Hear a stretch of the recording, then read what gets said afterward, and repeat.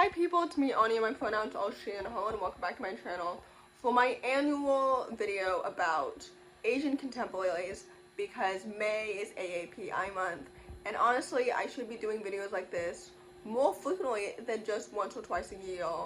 But anyway, the first book on this list is called All the Way Around the Sun. This book is a YA contemporary following a Chinese main character who's going on a road trip for a college tour. Like, she's going to visit multiple colleges as she's graduating high school, and she's going with her estranged friend from childhood, and it's all set a year after her brother passed away, and those conversations are stuff that, like, she and her parents hardly ever talk about. And I think this book is so layered and so good, and it's so emotional, and I loved the layers of like grief and this estranged friendship she has with her friend from childhood, and the relationship she had with her brother, as well as the relationship she currently has with her parents and everything. I thought this book was so good. The writing is so meticulous and so awesome and poetic, and I really loved the characters because they felt like real people. The romance was so cute too. This book is so good and it's so underrated. So anyway, with that said, I would definitely highly recommend it. The next book on this list is called Bánh Mì For Two. This book is a YA contemporary following two sapphic Vietnamese main characters who are bonding over food, culture, and family history, and it's set in Saigon. I thought this book was so good and so fantastic because, first of all, as a half Vietnamese reader myself, I thought that the culture was brought to life so well, and I loved the depiction and portrayal of the food, of the cuisine, of the culture, of the family history. Like, this book is so good, and I ate it up. Second of all, the sapphic romance was so well developed, so cute, so lighthearted, so adorable, because they have such natural chemistry together, and their individual characters are so well developed. The plot is so well paced and so good.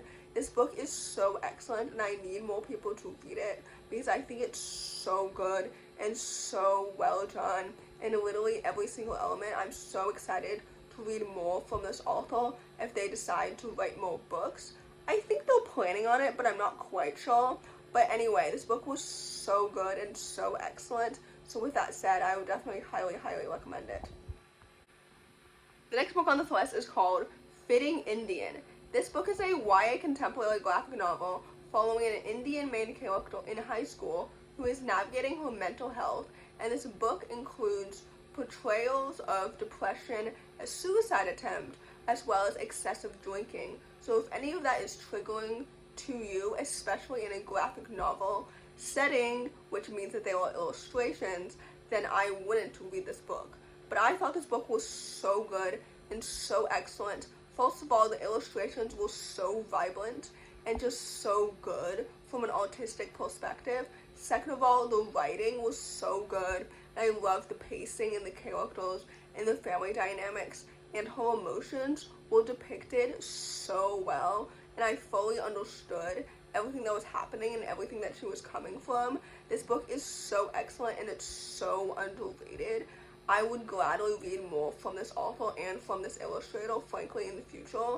I don't know if they've written or collaborated on more things yet, but anyway, this book was so good and so well done, and I really enjoyed every single element of it. So anyway, with that said, I would definitely highly recommend it. The next book on this list is called Lola Dean Keeps Breaking Up With Me.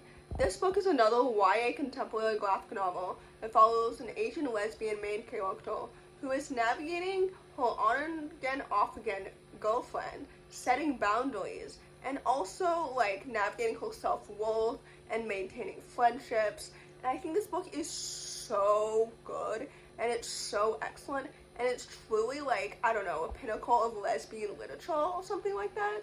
I don't know. I don't want to speak for the lesbians, but I love lesbians and I love lesbian literature as an ally, and this book was so good, and it truly like humanizes all of the characters and I love the romance and the story and the plot, and I'm so excited for the adaptation. But I really hope that queer people are involved both on screen and off screen, because I just watched season 3 of XO Kitty and it was so poorly written and it truly pisses me off. But anyway, this book was so good and so awesome. I love the illustrations and the plot and the sapphic romance and the characters and the queerness and everything. Like, this book is so excellent and it's so good and it's totally worth all its hype and so much more. So anyway, with that said, I would definitely highly recommend it.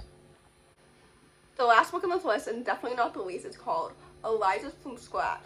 This book is a YA contemporary following a Korean main character who is reconnecting with her culture through food when a scheduling snafu ends her up in a culinary arts class. And I think this book is so good and it's so fantastic because I loved the themes of like academic pressure, being a high school senior, grief, reconnecting with your culture, like the mother-daughter relationships. Like, everything in this book is so good and so fantastic and so well written. I love the pacing and the friendships and the romance and the characters and the writing and the plot, and literally every single element is paced and written so well. I think this book is so good and it's so excellent and it deserves all of its hype and so much more. This is one of those books that I can't stop thinking about because I think every single element is so excellent and so well done. And I loved it all. Like, I think this book is so good and so fantastic. So anyway, with that said, I would definitely highly recommend it.